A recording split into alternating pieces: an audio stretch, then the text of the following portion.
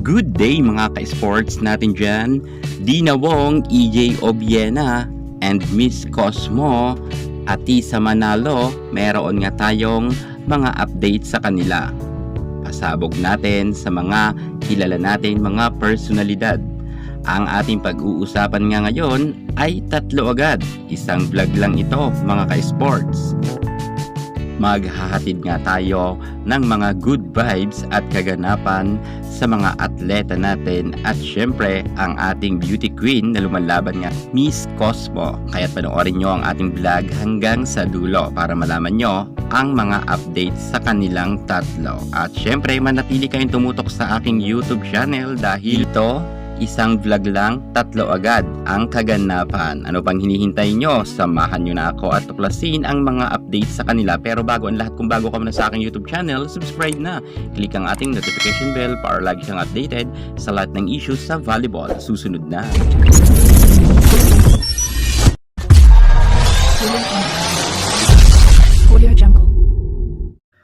EJ Obiena, isa sa mga pinakakilala at sikat na atleta sa ating bansa. Ngunit alam nyo ba na hindi lamang ang Milo ang nagtitiwala sa kanya? Sobra talagang daming nagmamahal sa atletang ito.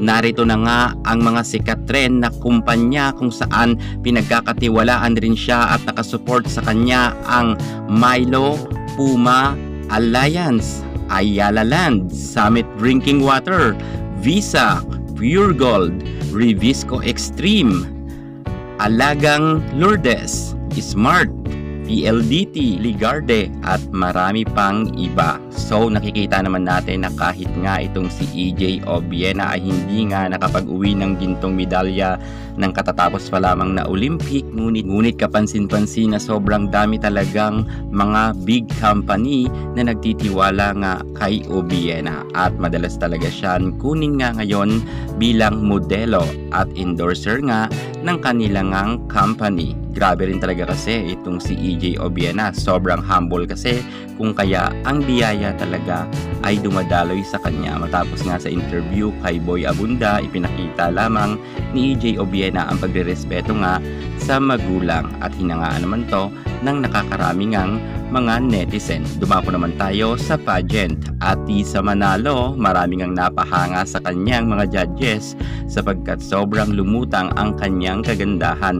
Napakaganda kasi ng kanyang national costume at kitang-kita nga natin na talagang lumabas nga ang maladyosang kagandahan ng ating Atisa Manalo. Si Manalo ay veterana na pagdating sa larangan ng pageant at makailan beses na rin siyang nagwagi nga ng panalo. Pero ngayon sa Miss Cosmo ay talagang gustong-gusto niya makuha ang corona. Kitang-kita naman natin na nang paglabas niya ay talagang naghihiyawan ang karamihan dahil sa ganda nga nito at bagay na bagay nga sa kanya ang gown at nag-reflect pa ito kung saan ang background nga ay talagang bagay talaga kay Atisa Manalo. Ngunit marami talagang mga nakapansin sa ating beauty queen na di umano ay medyo namamaga ang paa nito. Pero gayunpaman, lumaban pa rin itong si Atisa Manalo.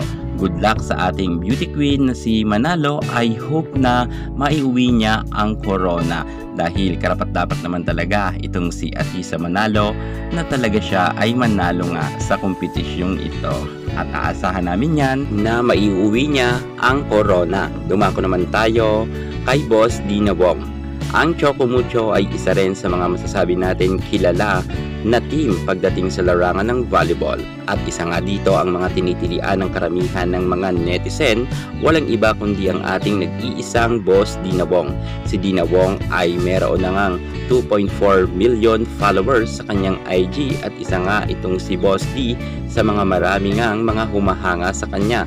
At dahil nga maraming fans itong si Boss D ay magaganap nga ang kanyang pamit and greet na naman kung saan nga sold out nga ito mga ka-sports dahil nga sa daming sumusuporta kay Boss Dina Wong ay talagang dinudumog talaga itong si Boss D.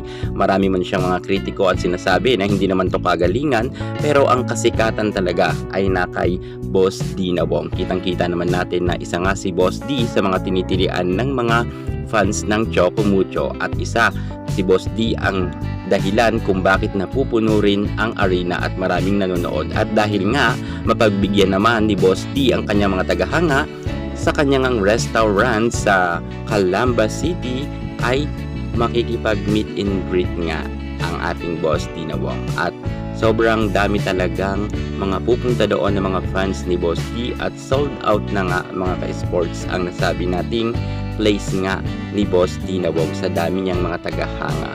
At good luck na lang sa ating Boss D na Wong at magaganap nga yan bukas mga ka-sports, October 5, 3 p.m. yan. Kaya sa mga fans ni Boss D, sumugod na kayo doon.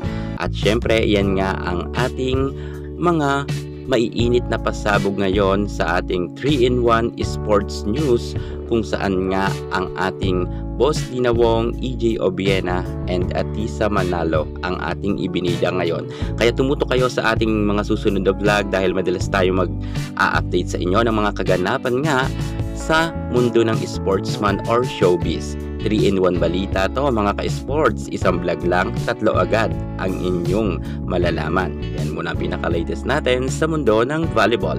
At para hindi ka mahuli sa lahat ng issue pagdating sa larangan sa volleyball, subscribe na. Thank you so much. God bless.